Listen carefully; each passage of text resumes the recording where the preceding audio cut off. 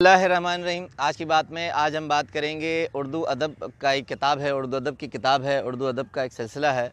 तो उसमें उर्दू अदब में थोड़ा सा हिस्ट्री का टच है, उसका ज़िक्र है। तो एक शख्सियत हैं, बारहा आपने नाम सुना होगा, बहुत से किस्से सुने होंगे, मुल्ला दो प्याज़ा। तो उर्दू अदब की किताब है मुल्ला दो प्याज़ा की सवानह उमरी। बहुत पुरानी किताब है, 1893 की किताब है। मुंशी मोहम्मद कामिल साहब ने लिखी है। उनकी ज़्यादा बायोडाटा नहीं मिलती, मगर इतना मिलता है कि 1893 में जब ये किताब लिखी गई, उस वक्त हिंदुस्तान में वो अखबारात में लिखते थे, हिंदुस्तानी स्पेकुलेटर के नाम से उनका कालम और बहुत सी चीज़ें उनकी छपती थी। तो उन्होंने फिर मुल्ला दो प्याज़ा की सारी सवानह उमरी को कलेक्ट करके, कंपाइल करके सारा उन पे किस्से वगैरह लिखे हैं। तो मुंशी मोहम्मद कामिल साहब की किताब मुल्ला दो प्याज़ा, उसमें बहुत सी ऐसी चीज़ें हैं जो हो सके हमें मालूम न हो। वो कहते हैं कि जब भी अकबर बादशाह का ज़िक्र, अबुल फ़ज़ल का, फ़ैज़ी का, बीरबल का जब भी ज़िक्र निकलता है तो उनके साथ एक नफ़ीस लताइफ़ का एक और ज़िक्र निकलता है, और वो है मुल्ला दो प्याज़ा। मुल्ला दो प्याज़ा का मैं आपको बता दूं कि उनका ये असल नाम नहीं था। उनका असल नाम था अबुल हसन। अबुल हसन उनका असल नाम था। इसके बाद इनको किस नाम से नवाजा गया उस पर आते हैं। कहते हैं कि मुल्ला दो प्याज़ा, उनके दादा जो थे वो बहुत अमीर कबीर आदमी थे, बहुत मालदार आदमी थे, मगर चूँकि जैसे ही डेथ हुए तो उनके मुल्ला दो प्याज़ा के वालिद साहब की उम्र 9 साल थी। अब 9 साल थी, इतनी ज़्यादा जागीर कहें, मिल्कियत कहें, वो संभाल नहीं सके और लोग उनसे छीनते गए, उड़ाते गए, लेते गए और ये गरीब परवर हो गए। कहते हैं कि जब मुल्ला दो प्याज़ा ख़ुद पैदा हुए, 10 साल की उम्र में थे, तो उनके वालिद साहब फ़ौत हो गए और एक माँ थी जो उन्हें पाल रही थी। उसके बाद कहते हैं कि जब मुल्ला दो प्याज़ा आहिस्ता आहिस्ता अपनी उम्र की तरफ बढ़ रहे थे, तो वालिद साहब न होने की वजह से बहुत तकालीफ़ उन्होंने उठाई और बहुत ही रंजो गम में मुब्तला हो गए और वो ज़िंदगी से सख्त गिरी की तरफ मुब्तला हो गए। कहते हैं कि जब ये 9 साल के थे तो उनके वालिद साहब जब हयात थे तो उन्होंने दूसरी शादी भी कर ली थी और 9 साल उन्होंने प्रॉपर बहुत सख्त तकालीफ़ में गुजारे थे। और वो जो माँ सौतेली थी वो बहुत ज़ालिम और सख्त थी, इतनी सख्त थी कि उनके वालिद घर छोड़कर चले गए थे। अब कहते हैं ये 9 साल की छोटी उम्र थी, उस वक्त ये उन्हें ढूंढने निकले थे और बाद में पता चला था कि वो फ़ौत हो गए हैं। अब एक अजीब सा एक सिलसिला है कि जब ये निकले हैं तो उस वक्त हुमायूं बादशाह ईरान में जो है शेरशाह सूरी से डर कर पनाह ली हुई थी। ये ईरान की तरफ निकले। ताइफ में अबुल हसन मुल्ला दो प्याज़ा पैदा हुए हैं। वहाँ ताइफ सऊदी अरब से निकल कर ईरान गए। वापसी में हुमायूं का काफ़िला यहीं हिंदुस्तान आ रहा था, तो ये उस काफ़िले में जा बसे थे, उनके साथ जा मिले थे। फिर कहते हैं एक मस्जिद में उन्होंने पनाह ली थी। 15 से 20 साल जब उनकी उम्र हुई तो कहते हैं इन्होंने कुरान शरीफ और सारी चीज़ें सीख ली थी, पढ़ ली थी, हिफ्ज़ कर ली थी। कुरान शरीफ की आयात बड़े ही कमाल अंदाज से सुनाया करते थे। ये कहते हैं मुल्ला दो प्याज़ा की ख़ास खुसूसियत में थी। फिर पेश इमाम हो गए उसी मस्जिद में और लोग उसे दूर दूर से उनकी किरत सुनने आते थे। फिर इनका नाम अबुल हसन से मुल्ला रख दिया गया कि ये बहुत अच्छी किरत करते थे। अब आते हैं कि दो प्याज़ा उन्हें ख़िताब किस तरह मिला, नाम किस तरह मिला।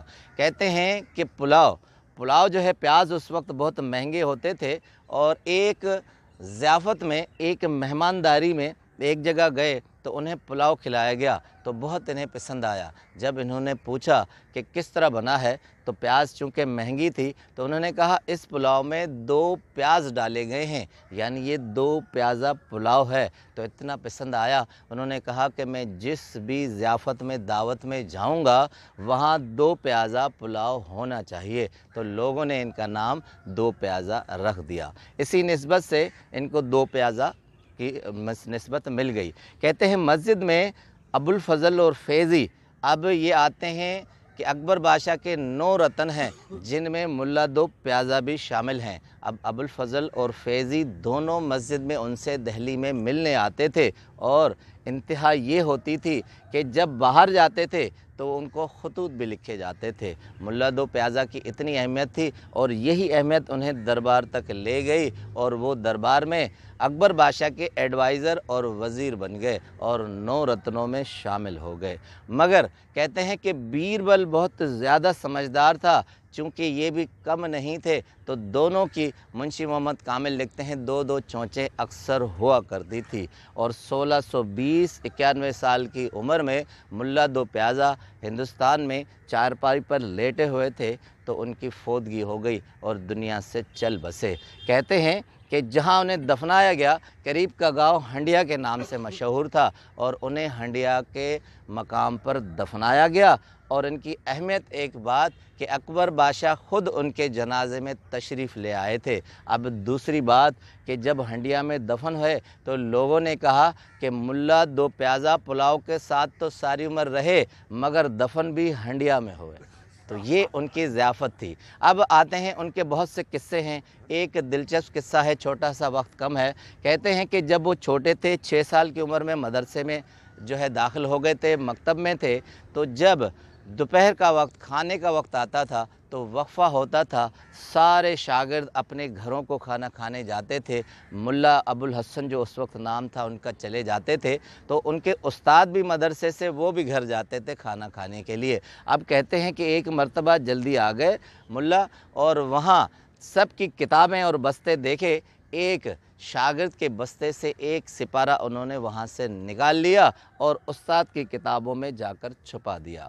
اب جیسے ہی شاگرد آنے لگے، استاد بھی اس وقت آ گئے، تو ایک شاگرد نے جب اپنے بستے میں ایک سپارہ نہیں دیکھا تو استاد کو شکایت کی۔ اب استاد بہت غصے میں ہوئے، کہا کہ یہ کون نامعقول ہے جس نے سپارہ چھپا دیا ہے۔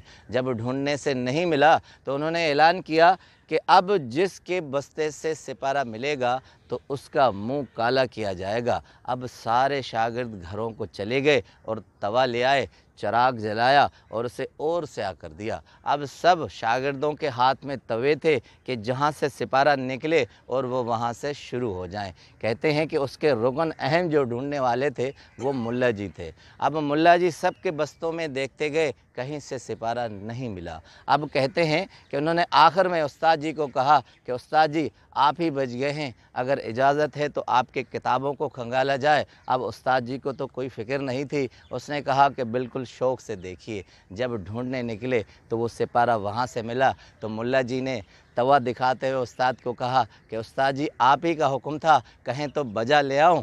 تو اب کہتے ہیں کہ اس کے بعد سارے محلے میں چرچا ہو گیا اور کہا کہ ملا جی نے یہ حرکت کی تھی، یہ شرارت کی تھی۔ تو چونکہ ماں نے اسے بہت ڈانٹا اور کہا کہ کیوں کی؟ تو ماں کو کہا کہ چونکہ استاد تھے، استاد کا حکم تھا، استاد کی بجا آوری کرنا میرا فرض تھا۔ تو کہنے کا مقصد کہ ملا دو پیازوں کو ہم تاریخ میں، ادب میں صرف مزاحیہ کردار سمجھتے ہیں، مگر منشی محمد کامل کہتے ہیں کہ یہ مزاحیہ کردار نہیں تھے، یہ بہت بڑے دانشور تھے، مدبر تھے۔ سب سے پہلا ثبوت یہ ہے کہ بیربل کے عقل کے ٹکر کا کوئی بھی نہیں تھا، ان کا ہم پلہ کوئی بھی نہیں تھا، صرف ملا دو پیازا تھا۔ یعنی اس سے آپ سمجھ لیں کہ ان کی دونوں چونچیں اس وجہ سے ہوتی تھی کہ دونوں کے عقل اس نہج پر تھے۔ اب دوسری بات منشی محمد کامل صاحب لکھتے ہیں، کہتے ہیں کہ ملا دو پیازا بچپن سے اذیتوں میں رہے، تکالیف میں رہے، مصیبتوں میں رہے، کوئی بھی ان کا مددگار نہیں تھا، کوئی بھی ایسا نہیں تھا جو اسے سہارا دیتے، اکیلے ہی نکلے تھے سفر پر، مگر وہ بادشاہ کی دربار تک پہنچے۔ یعنی زندگی میں کتنی بھی مشکلاتیں آئیں، آپ خود کو منوائیے اور اپنی حیثیت کو منوا کر تاریخ کے اوراق میں اپنے آپ کو یادگار کیجیے۔ آپ کا بہت بہت شکریہ۔